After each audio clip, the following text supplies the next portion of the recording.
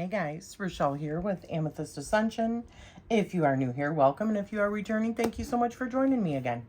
So today I'm going to be doing a walkthrough of a gorgeous new deck that was sent to me by the creator, Kara, for my review on my channel. And walkthrough, of course. So let's just dig right in. This was created by Kara over at the Forest Moon. She just changed it. Forest Moon Maiden, I believe.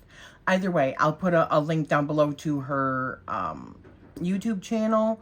And she still has maybe a handful of these left. It looks like right now at the time of me recording this, she has 9 left of the regular version, and then she's got like 3 left of imperfect boxes. So they're $55 for the regular, and then of course, you know, however that translates to where you live, and then the shipping, of course. And then if you're getting the ones that have the irregular boxes, I think they're $48. Let me see.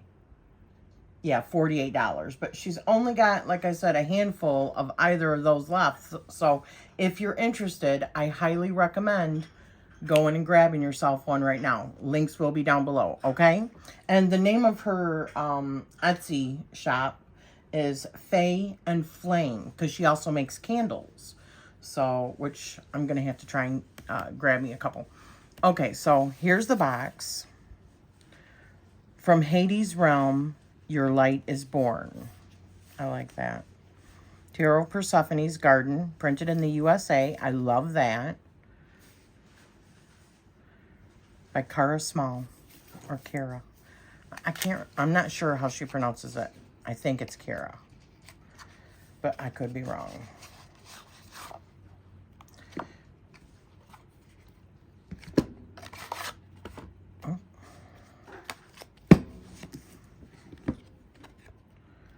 Fae and Flame, there's her business card. Isn't that pretty? And her contact info on the back.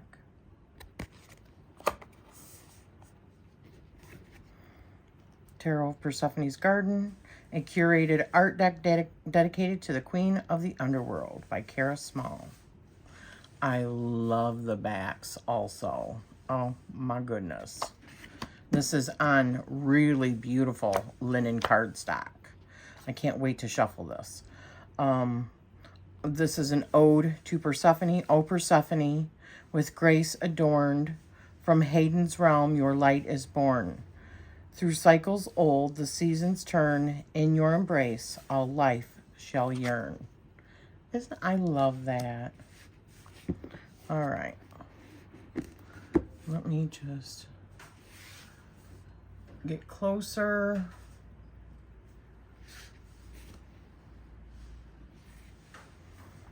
All right. Now, she does also have a PDF copy that comes with this particular, it's like a guidebook. Here, let me pull it up so I can show you. Good notes. I have a section for books. All right. It's a table of contents. Now, I added some links onto this. Like right here, whoops. Let me put it in link mode. Where you can go to the major arcana. And then on each page, down at the bottom, I put a home button so you can go back to the table of contents. And then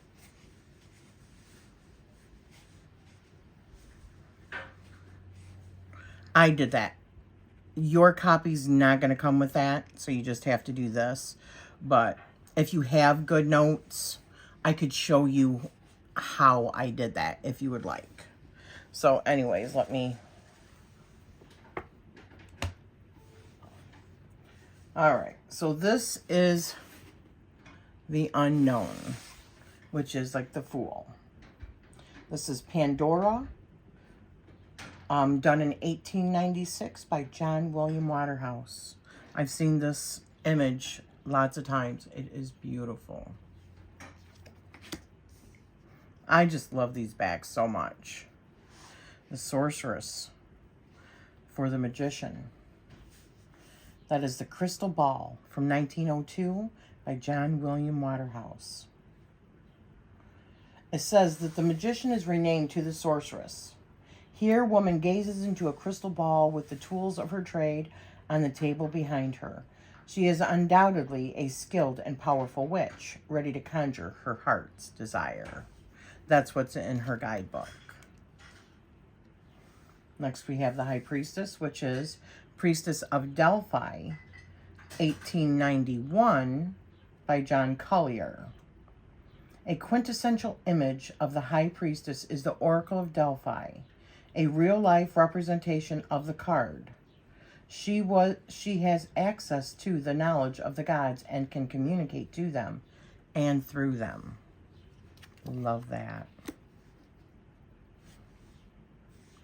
Then we've got the Empress.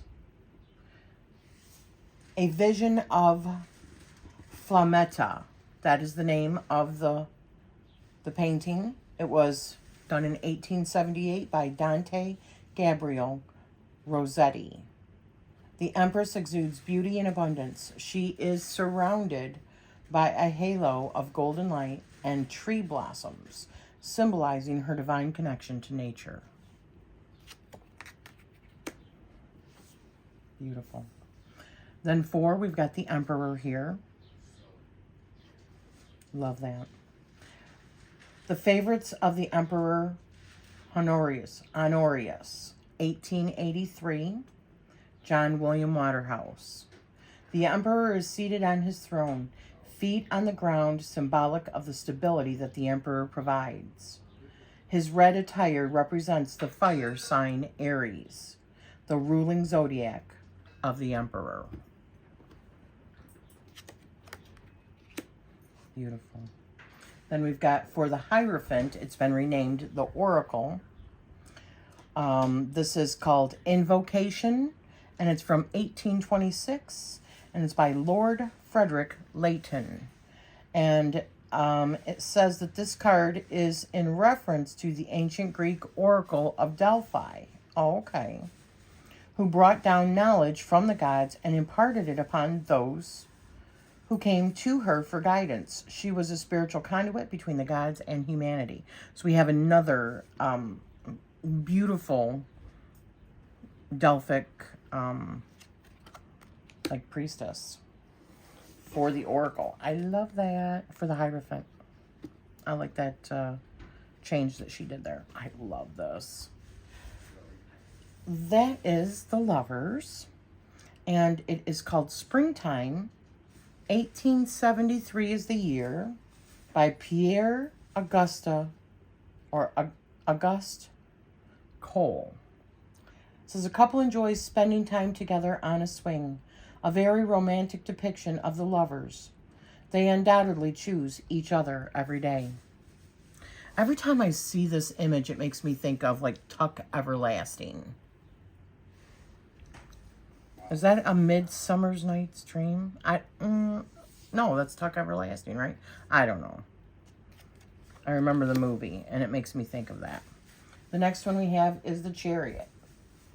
It's called the Foam Sprite, and that's circa 1897 by Herbert James Draper. The Chariot is a joyful foam sprite riding a dolphin, or perhaps a porpoise. This watery chariot is symbolic of its ruling zodiac water sign, and being also heard by Oliver over there, Cancer. Very nice. Then we've got Strength. Oh, man. How cool would that be to actually truly be able to be surrounded by that many animals? Animals that can easily rip you apart, but you know, you're just enjoying each other's company. That is beautiful. This is Aphrodite, 1902, by Britton Riviere. Aphrodite is surrounded by peaceful animals that are typically depicted as fierce beasts. She has an aura of strength and command that could calm the wildest of creatures. I love that. Next, we have Solitude in place of the Hermit. Solitude is the name of the actual painting. It was done in 1890 by Lord Frederick Leighton. And she is alone in reality and in her thoughts, in quiet contemplation and solitude. Let me also just say one thing really quick. I have seen other decks that that have this similar artwork, okay? But do not clearly have this beautiful separation and large font like this. She has done a beautiful job of putting all this together. And for those that have issues with being able to see the fonts and stuff like that and seeing, this is perfect. This is well big enough for me, and I don't need my glasses. So for the Wheel of Fortune, it has been renamed the Threads of Fate. This is Winding of the Skein, and this is circa 1878, and it's by Lord Frederick Leighton. And this is Lachesis, one of the Morai, is measuring a thread of life. With the beautiful landscape behind her, it seems as if she is above the world, setting on Mount Olympus itself. Very cool. I think that's Circe. So Justice is Circe offering the cup to Ulysses. And that's the name of the painting, and it was done in 1891 by John William Waterhouse.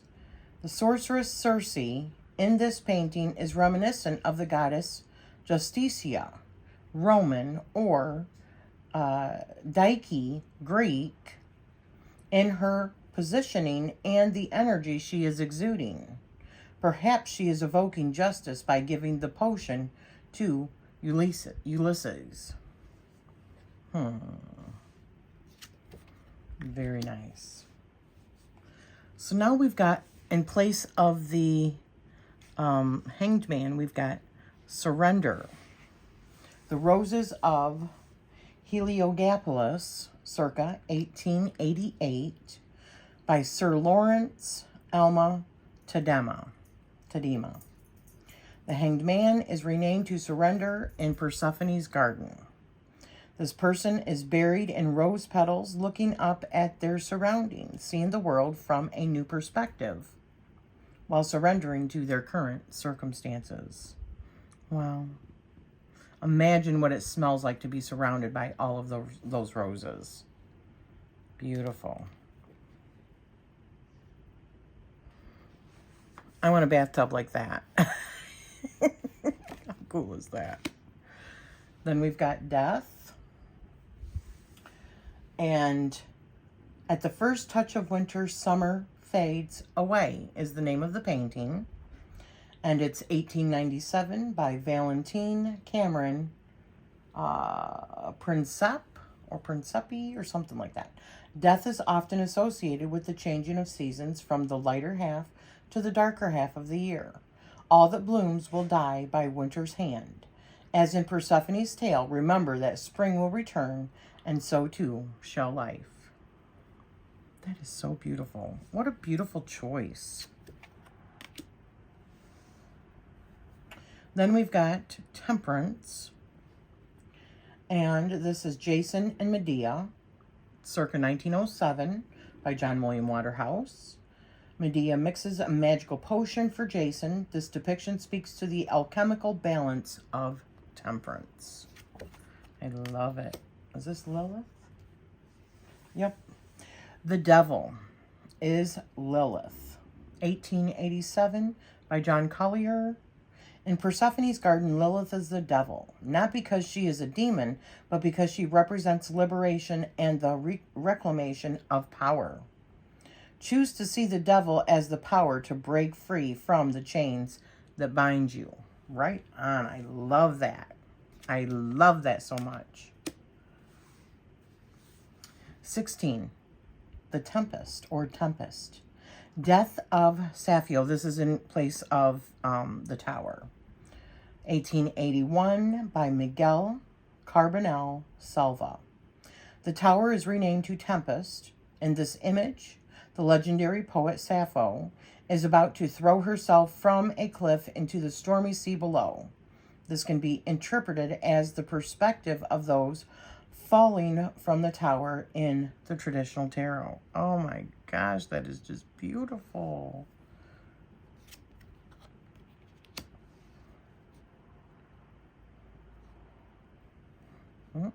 There's leopard. That's what you get with linen, right?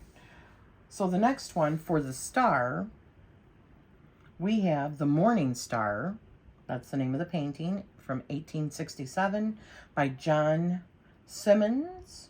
It says a fairy flies with a starlit wand, moon rising in the background.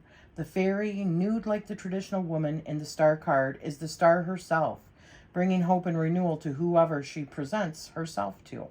Fairies make themselves at home in Persephone's garden. I love that. Oh, isn't that beautiful? Oh, love it. So we have the moon. This is Celine. The name of the painting is Celine, 1874 by Jules Louis Macquard. Selene was the personification of the moon in Greek mythology, often associated with Artemis and Hecate. In Persephone's garden, the moon is associated with lunar energies, including, but not limited to, intuition, psychic abilities, and witchcraft. You have done such a beautiful job on this. Then 19 for the sun. I love that. My gosh, that is so different, right? I love it so much. So here we have, is that Clyde? Yeah, Clyde, 1896, Lord Frederick Leighton. Clyde was a water nymph who fell in love with the sun god Helios. Here she turns to the sun, basking in its warm rays. Unfortunately, Helios did not reciprocate her love. That's beautiful. So now we have for Judgment. Wow, look at that card. So here we have The Field of the Slain, circa 1916, by Evelyn de Morgan. The angel of death reaps the souls of the slain, bringing them peacefully to the afterlife. As in the traditional Judgment card, redemption awaits for these souls. I love that. What do you guys think of this so far? I am in love with this deck. Carrie, you did such a beautiful job on this. All right. The World. Rising Spring, circa 1911 by Byam Shaw. It says Persephone rises from the underworld, bringing spring with her, returning light to the world. Warmth, color, and abundant harvest will follow until Persephone returns to Hades once more. Wow. Let me just say this really quick. In this situation, you can see that the person that is making this deck with curated art clearly knows the tarot, okay? And that makes a difference in how it is put. Because, I mean, let's face it, we have some beautiful, beautiful art from our past. This is my favorite kind of art ever, okay? Period. But sometimes they just don't make sense in the way that people put them into decks. But so far, what I've seen, she has done a beautiful job of putting this together. Okay, so now we have the Ace of Wands. I love that. That could, like, fiery passion, right? I love that. Allegory of Charity is the name of the painting. This was done in 1655 by Francisco does Zerberon. Zerberon, yes. A burning heart symbolizes the fiery potential of the wand suit. Yes, it does. I just heard in my head, hunka hunka burning love. I don't know why.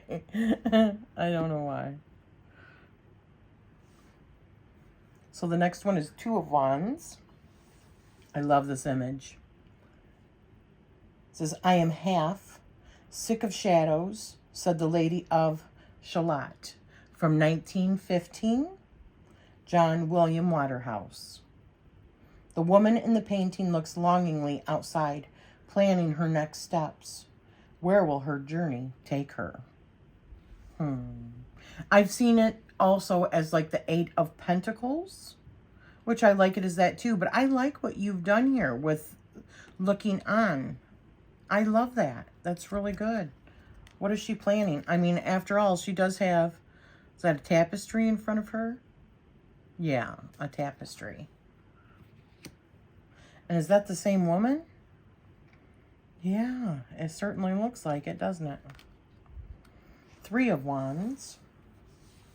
We have Destiny, 1990, by John William Waterhouse. And it says the woman, presumably the same woman as in the Two of Wands, awaits the ship's arrival so that she can embark on her new journey. Beautiful. Beautifully done. Then we've got the Four of Wands.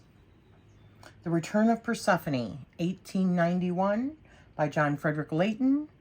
And this is Hermes, who walks freely between worlds, aids Persephone in her future from, not in her future, in her return from the underworld. Demeter rejoices upon seeing her daughter again.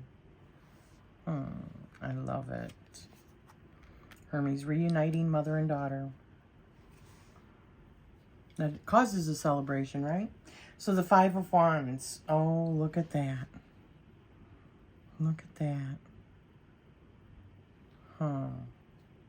Nymphs and Satyr from 1873. William Adolph Bourgeois.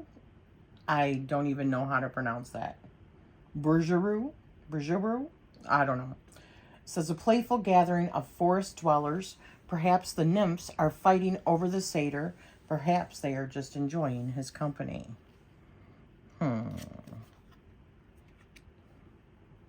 Maybe it's just a friendly competition, right? Six of Wands.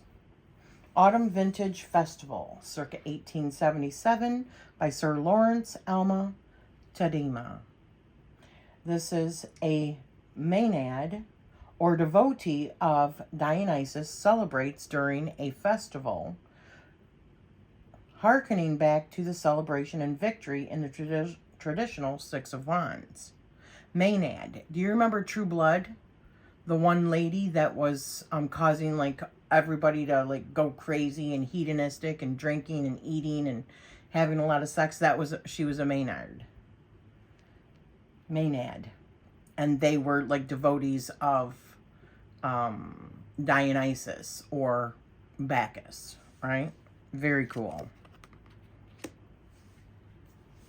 Seven of Wands. We see At the Gate of the Temple, circa 1898, by John William Godward. A priestess guards a temple gate, signifying the defense quality of the Seven of Wands. Very nice. Eight of Wands. Windswept, 1903, by John William Waterhouse. The wind blows, bringing with it the omens of change. The chill of the wind heralds the coming of winter, when Persephone must return to Hades.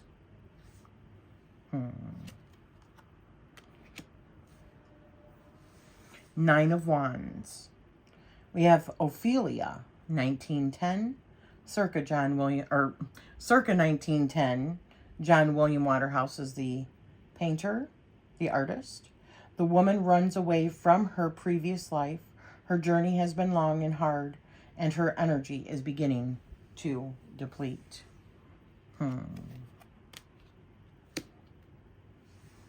Then for the Ten of Wands, In Memoriam is the name of the painting, from 1898 by Evelyn D. Morgan. This woman, reminiscent of Demeter, is completely and utterly burdened by her grief from losing Persephone. I can't wait to shuffle. I can't wait to shuffle. Maiden of Wands. Bacchanti or Bacchanti, circa 1892 by Lord Frederick Leighton. And this is the Maiden of Wands. The pages are renamed to maidens in Persephone's garden. So all of the pages are maidens. This maiden, who is a priestess of Bacchus, is lively and playful. She plays a song for her dear companion.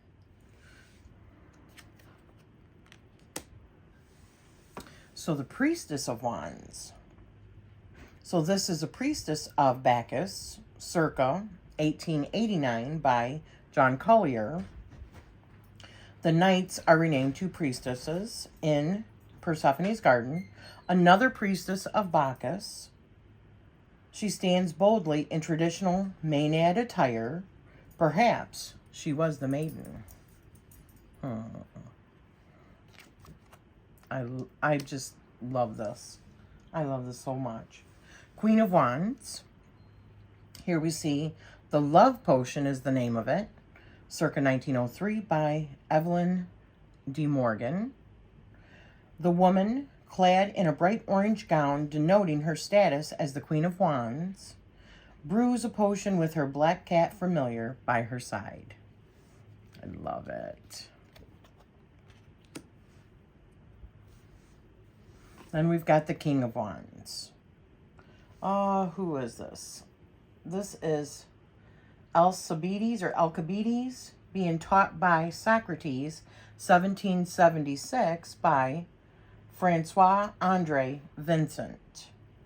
The regal and colorful King of Wands stands confidently. He rules with courageous grace. Very cool.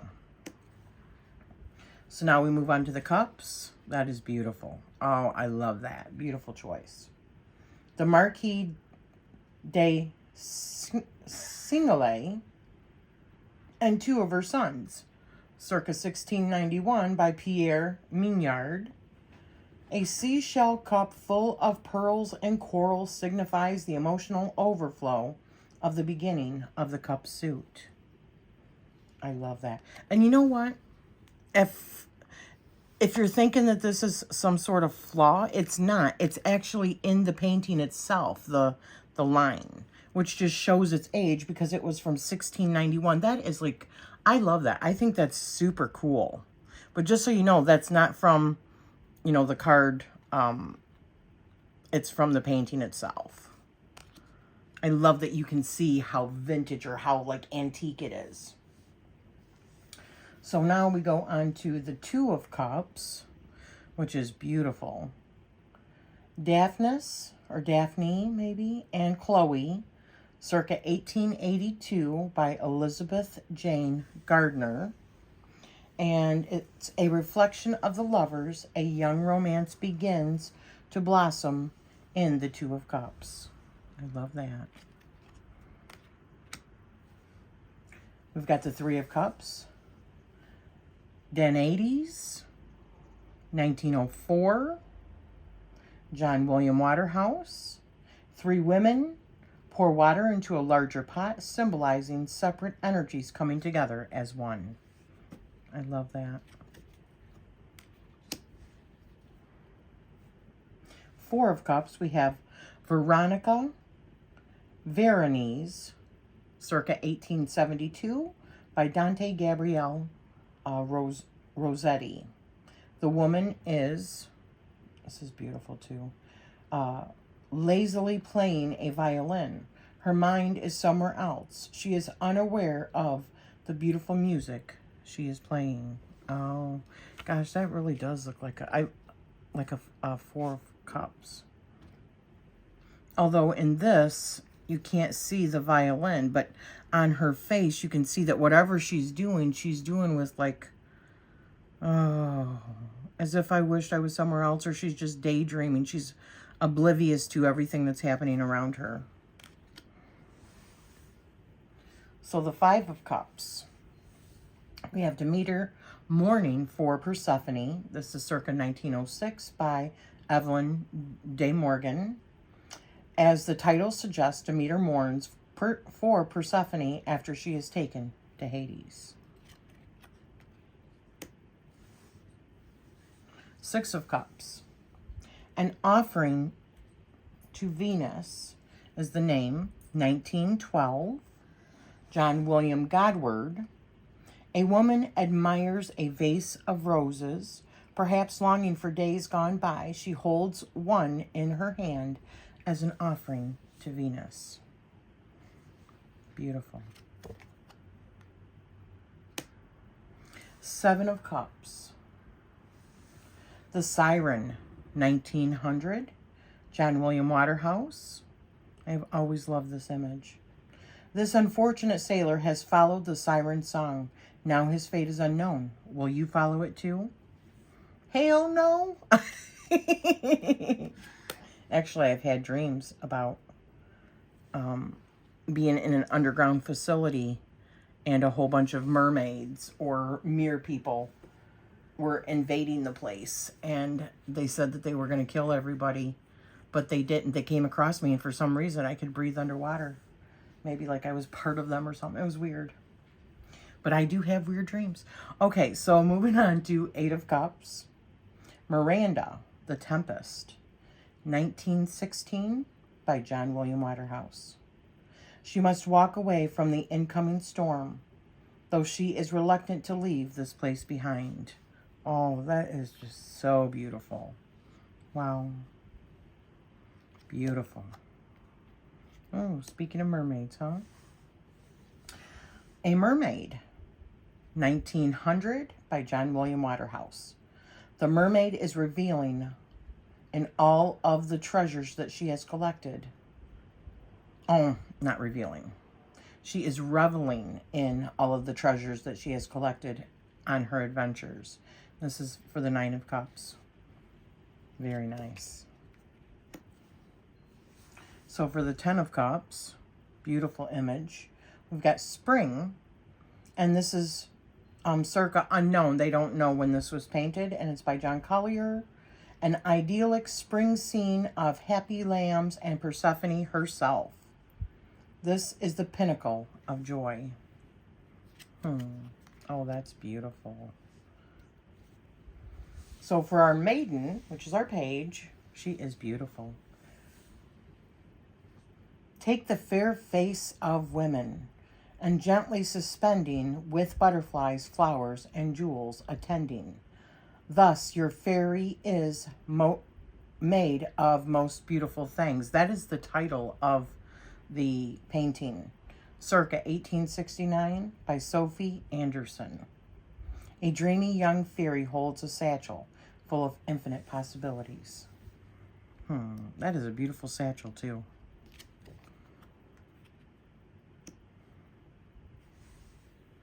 For our priestess, which is our Knight of Cups, we have Circe, circa 1911 by Beatrice Offor.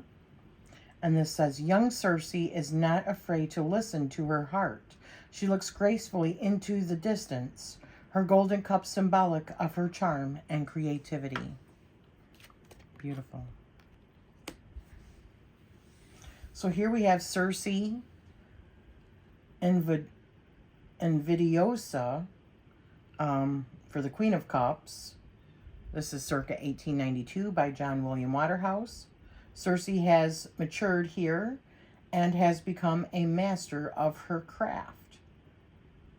She can use her magic to help or hinder.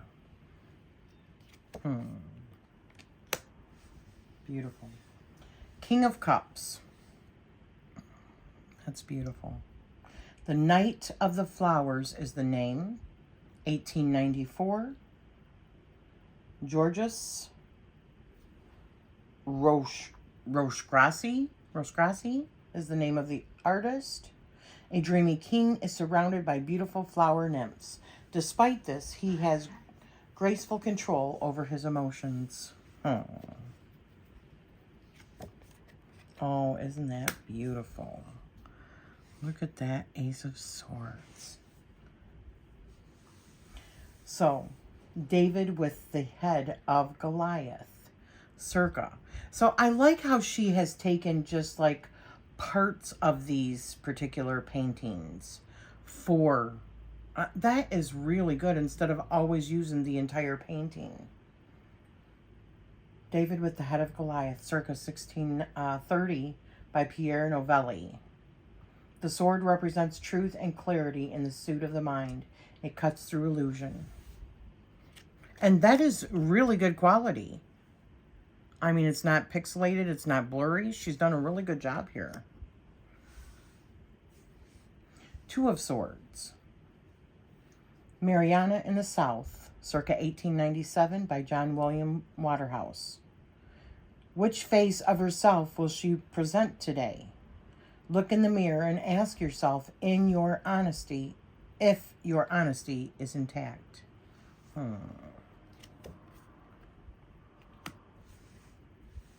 Three of Swords.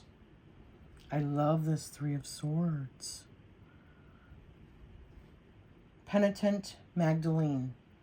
1864 is the name, by Antonio Cesari. Grief and sorrow characterizes this painting as it does the Three of Swords. Sit with this feeling for a while. Ignoring it will not make it go away. Well, I love this for the Four of Swords. Yes. The Sleeping Beauty, circa 1921 by John Collier. A princess sleeps peacefully alongside her lady-in-waiting. Resting and retreating into oneself is necessary on occasion, especially after a devastating blow. Makes sense. Five of Swords. This is Perseus and Andromeda, circa 1891 by Lord Frederick Leighton. Andromeda is held hostage by the sea dragon. Perseus shoots an arrow at the dragon and saves her. But at what cost?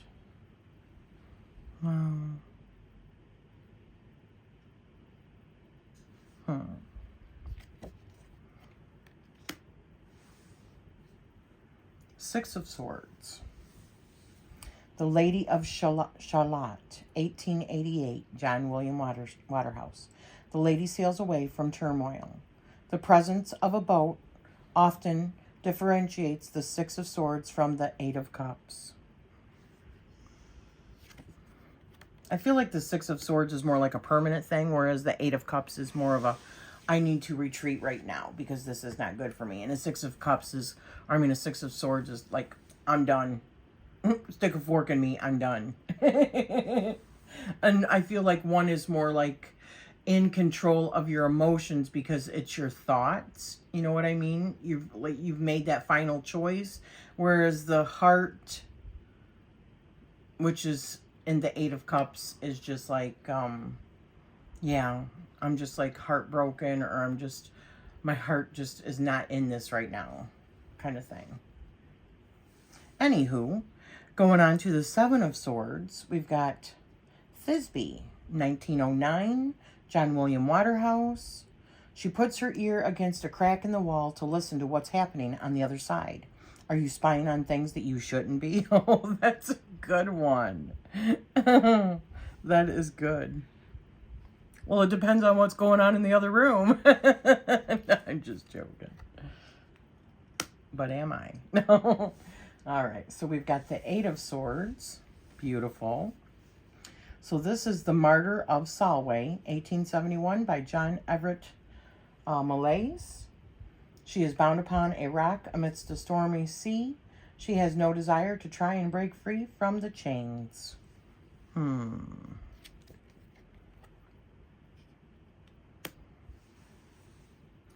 we've got the Nine of Swords. Sleepwalker, 1878 by Maximilien Pernier.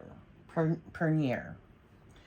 She is living in a nightmare, unconsciously and consciously, which has led her to this fate. Will she wake up before it's too late?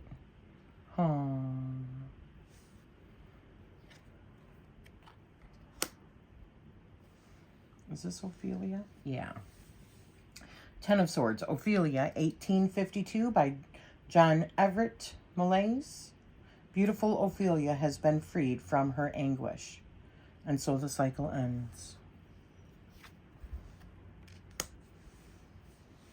Maiden of Swords, Judith, 1892 by Jules Joseph Lefebvre. Judith stands at the ready. She is prepared for whatever comes her way. Very nice. Maidens are pages. So Priestess of Swords. I love what she has done here with the pages and the knights. Priestess of Swords. Salome, 1888, Francisco Masrera. A slightly subdued priestess of swords, but do not underestimate her power. The action is taking place in her mind. Right on. What is it they say? The pen is mightier than the sword?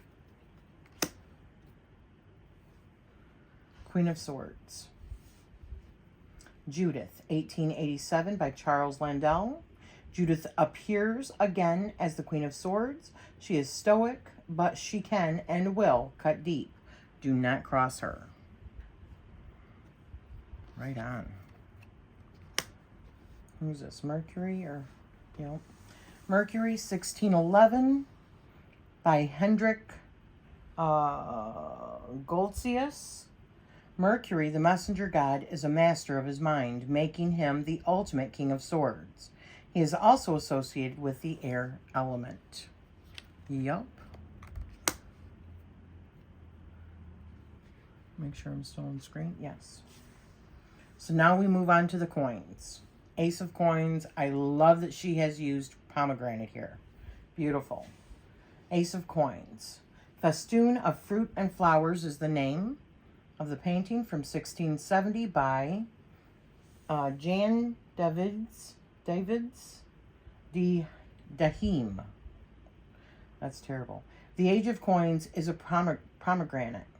The Ace of Coins is a pomegranate, the quintessential representation of Persephone's mythos. It also symbolizes fertility and abundance. Two of Coins. Lesbia and Her Sparrow from 1907 by Edward Poynter.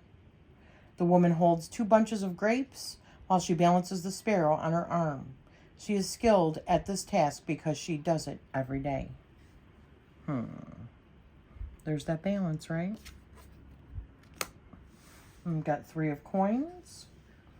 Gather Ye Rosebuds While Ye May, circa 1909, by John William Waterhouse. The women work together to gather the roses before they are gone with winter's grasp. Beautiful. 4 of Coins. We have, this is Persephone by 1874, Dante Gabriel Rossetti. Persephone is the Roman spelling of Persephone. Here she holds tightly to a pomegranate as if it is her last possession.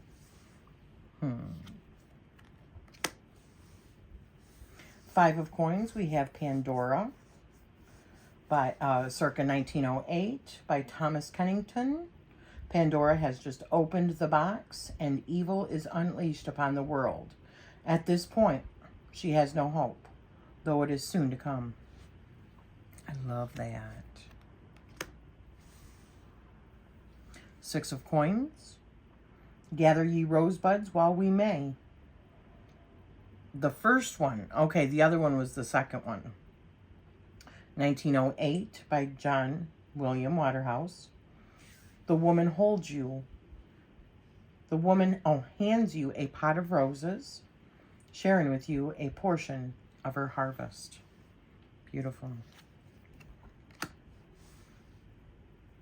7 of Coins, The Soul of the Rose, 1903, by John William Waterhouse. The woman, perhaps the same woman from the 6, stops to smell the roses that she has planted in her garden. 8 of Coins, Penelope at her loom, circa unknown. Sydney Harold Melliard, or is that Meteyard? Penelope perfects her craft of weaving whilst she waits for her husband, Odysseus. Dedicate the time to master your chosen craft. Beautiful.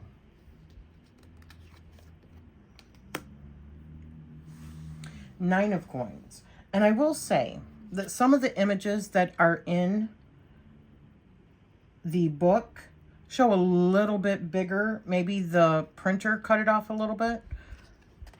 Show more of the image.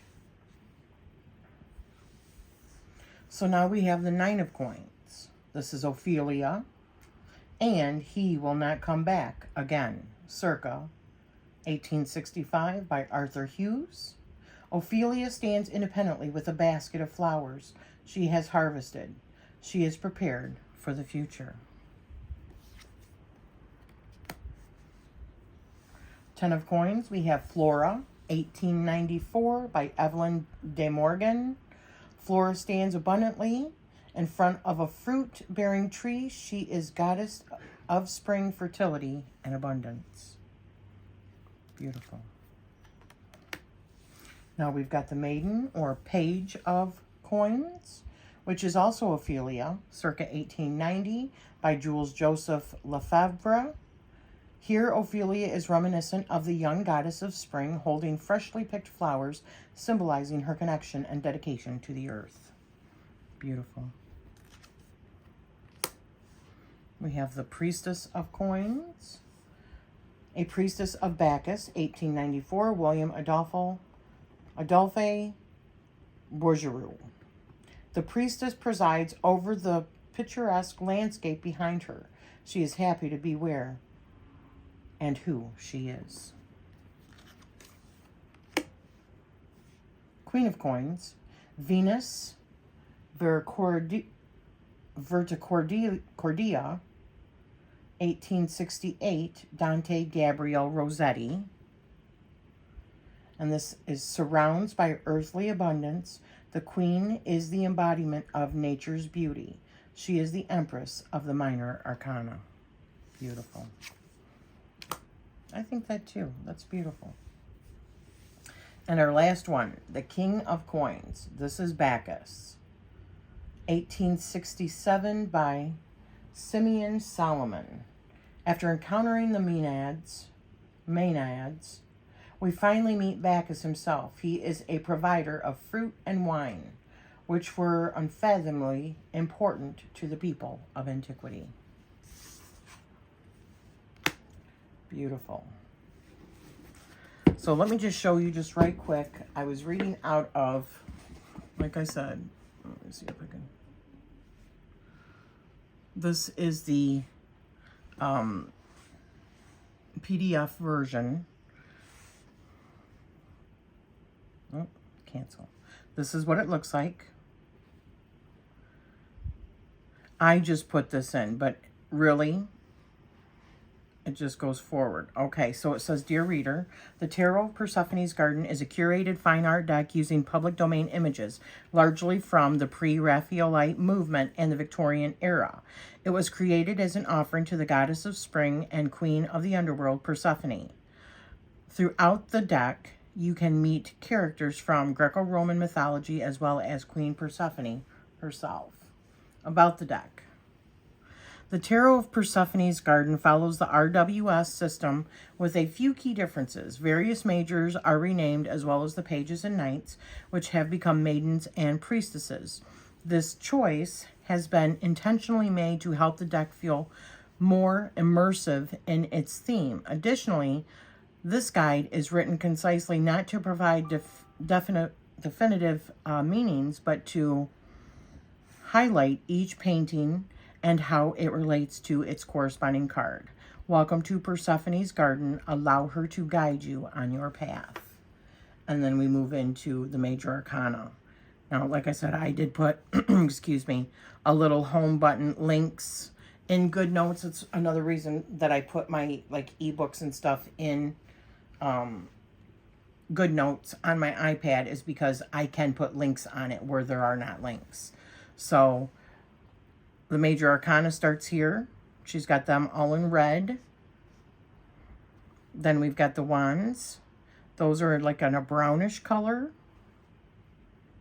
And then we've got the cups that are in a blue background. Then we've got the swords, which are like in a black background. And the coins. Come on. Which are like in a green, like a dark green. So, let me set this aside. And let me see how they shuffle.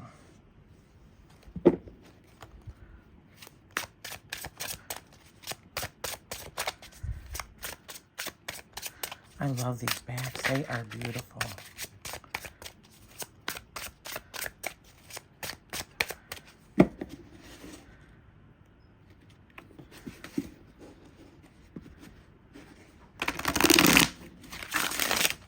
Beautiful. I knew it was gonna shuffle beautifully. I love this cardstock. This reminds me of like maybe a little bit firmer version of the Make Plain cards linen. I think my deck is just like standard. This feels a little bit more like a little bit of an upgrade.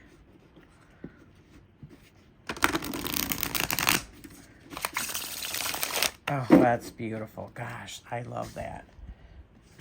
It fans gorgeous. Huh. Beautiful. So there you go. As I said, I will be putting a link to Kara's channel, which is Forest Moon Maiden. It was just previously changed from Forest Moon Fae. And I will also put a link to her Etsy shop where she still has some of these available. So, but very limited. So be sure to go and check that out quickly, okay? Because I'm not sure how long they're going to last. This was the second printing that she already had to do for this because people are loving this so much. Understandably, because it is a beautiful deck. So thank you for spending this time with me, and I am sending you love always.